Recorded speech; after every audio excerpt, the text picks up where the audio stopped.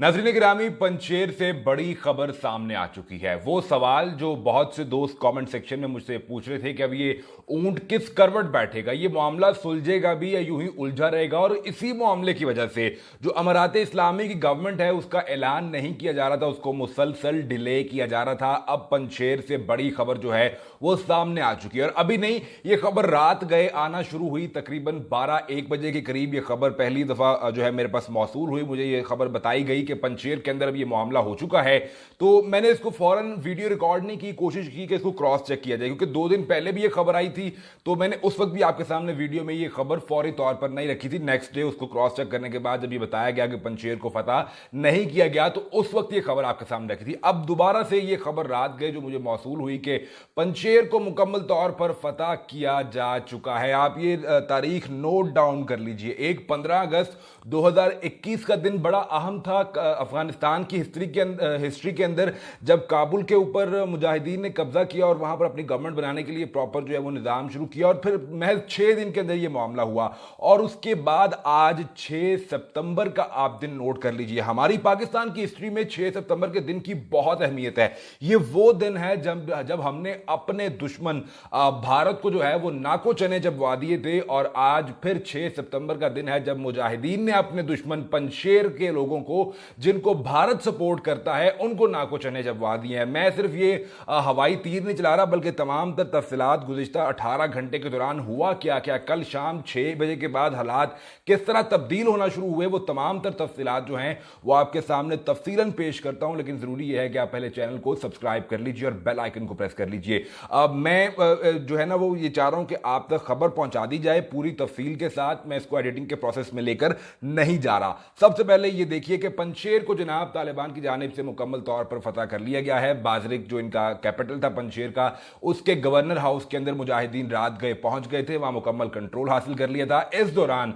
जो अहमद मसूद का right hand, उसका तर्जुमान, जो मुजाहमती फोर्स थी उसका तर्जुमान फहीम दस्ती मुकाबले में जो है वो मारा जा चुका है। ये एक बड़ी हलाकत थी जो इस मुकाबले के दौरान हुई है। मैं आपको ये बताता हूं कि गुज़िश्ता 18 घंटे में होना क्या शुरू हुआ। सबसे पहले ये हुआ जनाब कि जो अहमद मसूद की जानिब से ये खबरें आना शुरू हुई कि अहमद मसूद ने अपने फेसबुक पेज पर एक पैगाम भेजा। लेकिन वो पैगाम भेजने की भी एक वजह थी, मैं पहले आपके सामने वो वजह रखता हूं।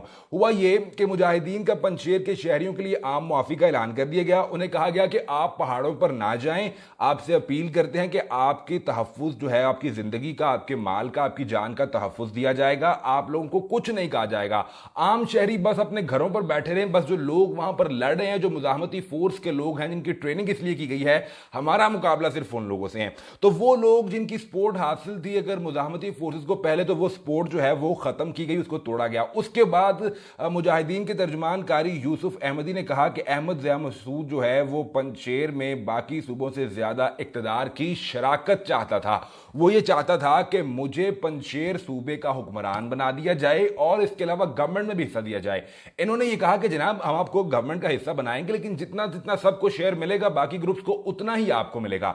इस मामले पर मुज़ाकरात खत्म हुए, फिर लड़ाई शुरू हुई। इस लड़ाई के दौरान जब लोग जो पीछे हटना शुरू हो गए, फिर एक मोमेंट ऐसी आई कि मैंने आपको ये वाज़ेह तौर पर अपनी कई वीडियोस में बताया था कि जो पहाड़ के ऊपर बैठा होता है उसकी पोजीशन स्ट्रांग होती है। लेकिन कल हालात इस तरह तब्दील हुए कि दीगर सूबों से, नूरिस्तान है जिसमें बगलान है, कापसिया है, इर्द गिर्द के जितने सूबे हैं वहां से मुसलसल काफले दर काफले जो हैं वो पंचेर पहुंच रहे थे मुजाहिदीन के, और वहां फोर्स की तादाद बढ़ती जा रही थी। कल शाम को यह हुआ कि जो लोग ऊपर बैठे थे वो कमजोर हो गए। वो इस तरह कमजोर हो गए कि मुकामी लोग अपने घरों में जाकर बैठ गए। जो लोग पहाड़ों के ऊपर चढ़े तो पीछे से मुजाहिदीन भी उनके पीछे चढ़ना शुरू हो गए। जब ये ऊपर उनके पीछे चढ़े तो जनाब इनकी पोजीशन स्ट्रांग हो गई, वहां पर इनको नाकामी का सामना करना पड़ा। उसके बाद हालात जो हैं यकसर तब्दील हो गए। इसके बाद जो इन्होंने पंचेर की मुजाहमती फोर्स ने पहाड़ों के नीचे सुरंगें, बारूदी सुरंगें बनाई थी कि ताकि जब मुजाहिदीन की गाड़ियां उनके ऊपर से गुजरें तो वो फट जाएं। तो मुजाहिदीन ने क्या किया, इन्होंने स्ट्रेटजी चेंज की। इन्होंने ये नहीं कहा कि हम फौरन रश करके अंदर जाएं। इन्होंने सबसे पहले उन बारूदी सुरंगों को जो है वो नकारा बनाया और उसके बाद फिर ये उनके पीछे पहाड़ों पर चढ़ना शुरू हो गए। इसलिए इतने दिनों का डिले आ रहा था। और फिर दूसरी बात यह है कि अहमद मसूद ने कल अपने फेसबुक पेज पर एक पैगाम लिखा और उस पैगाम में लिखा कि अगर अपना ऑपरेशन जो है अमारात इस्लामी रोक दे तो हम भी इन पर हमले करने रोक देंगे और मुज़ाकरात के जरिए मामले को हल कर लिया जाएगा। और इससे पहले यह खबर सामने आई कि अहमद मसूद ने कहा था कि मुझे मेरे सर की जमानत दी जाए, मुझे जो है वो इज्जत व एहतराम के साथ सरेंडर करने दिया जाए, मेरी एक हिस्ट्री है, मेरे बाप की हिस्ट्री है, मुझे वो सरेंडर करें और मुझे पंजशेर की मुकम्मल गवर्नमेंट का जो है ना वो करता धरता मुझे बना दिया जाए तो मैं आप पर हमले रोक दूंगा। मुजाहिदीन ने कहा जी ऐसा तो हो नहीं सकता, जितना शेयर बाकी सबको मिलेगा उतना ही हिस्सा गवर्नमेंट में आपको भी मिल जाएगा। और इस मामले की वजह से अभी तक अमारात इस्लामी की जो हुकूमत का ऐलान है उसको रोका जा रहा था। जुमे को होना था, फिर वो हफ्ते को हुआ, फिर वो पीर को होना था, और फिर अभी तक, अभी जब राइट नाउ मैं ये रिकॉर्ड कर रहा हूं वीडियो, तो अभी तक तो वो नहीं हुआ और सुबह के करीब ये 9 बजे का टाइम है। इसके बाद जनाब मुजाहमती फोर्स को जब ये तमाम तर मामला हुए, इनकी पोजीशन जो है वो कमजोर होना शुरू हो गई, तो 6 अजला पर उस वक्त तक कब्जा हो चुका था जब अहमद मसूद और फिर लोग पहाड़ से उतरना शुरू हो गए। जो मुकामी लोग थे पीछे, जो मुजाहिदीन ऊपर चढ़ना शुरू हो गए, उन लोगों के पीछे जो ऊपर बैठ कर लड़ना चाहते थे, 5 अजला पर मुकम्मल कंट्रोल हो गया। मैंने गुज़िश्ता वीडियो में आपको बताया था कि 4 अजला पर कंट्रोल हुआ, उसके बाद 2 जिलों पर मजीद हो गए, जिसमें सबसे बड़ा जिला परयान का था। इसके अलावा जिला दर्रा, जिला शूतल, जिला अनाबा, जिला रखा और खंज पर भी जो है वो मुकम्मल कब्जा कर लिया गया। सिर्फ बाजरिक जिला रह गया था जो कि कैपिटल भी था पंजशेर का, उसके अंदर ये दाखिल हुई फोर्सेस।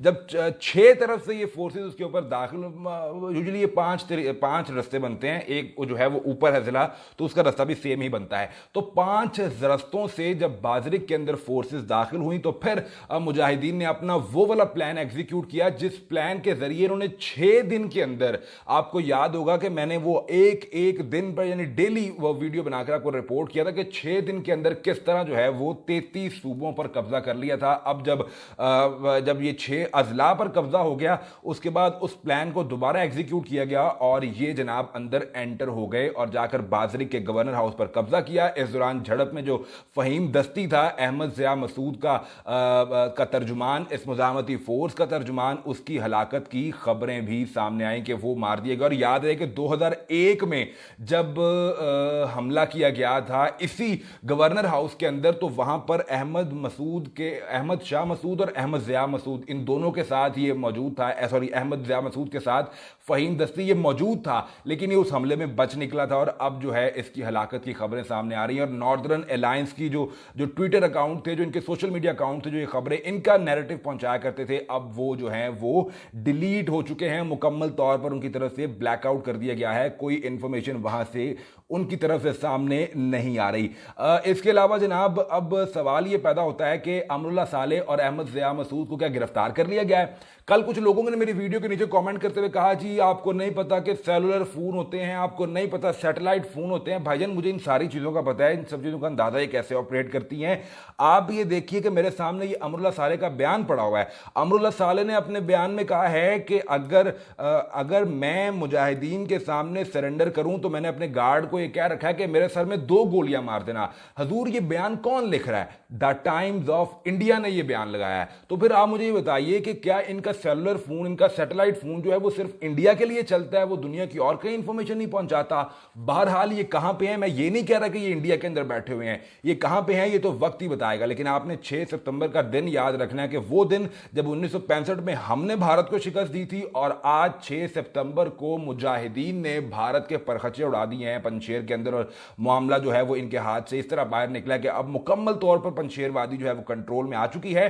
अब मजीद इसमें जो क्लियरेंस ऑपरेशन है वो शायद कल यानी आज के दिन पे उसको, आज और कल के दिन में उसको कैरी आउट किया जाए, वो उस ऑपरेशन को लेकर चला जाए। इसका जो बाजरे का इलाका गवर्नर हाउस में इस वक्त मुजाहिदीन जो हैं वो मौजूद हैं और उसको फतह कर लिया गया है। तो जनाब ये तमाम सूरत हाल है। वहाँ की जो फहीम दस्ती जो था ये दरअसल member of Afghan journalist federation का मेंबर भी था, तो वहाँ से भी ये खबर रिपोर्ट की गई है कि फहीम दस्ती जो है वो इसका किस्सा ख़त्म हो चुका है और जो मुजाहिदीन हैं वो पंजशेर के बाजरे के गवर्नर हाउस के अंदर मौजूद हैं। तो जनाब ये तमाम तर सूरत हाल थी जिससे आप